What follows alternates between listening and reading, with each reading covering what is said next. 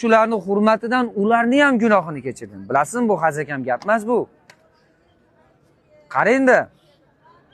Masalan, kecha yolg'on gapirib, bugun men emas degan biz o'z aslida. Kecha g'iybat qilib, yo'q gapni men gapirmadim degan biz. Kecha gunoh qilib shaytondek, bugun farishtadek oppoq odamlarda oldida yurgan biz o'z aslida. Kecha gunoh qilib, bugun unutib qo'yayotgan biz, ammo Alloh taolo aytadiki, va ahsohullohu va nasuh deydi.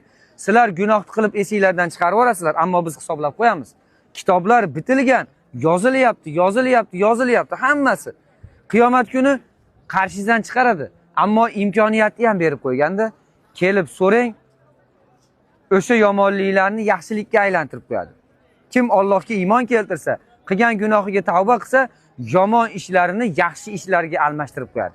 Yoki yomon ishdan keyin yaxshi amal qiladigan bo'lsa, Alloh taolo o'sha yaxshi amalini yomon amali bilan yuvadi. Shunday qilib shu joyga kelgan odamlar faqat va faqat Allohim meni kechir, Allohim meni kechir, bilmay qilgan gunohlarimni kechir. Hatto bilasizmi? Shayton alayhi la'nat keladi shu kuni. Asarlarda keladi, har yili Arafot maydoniga keladi.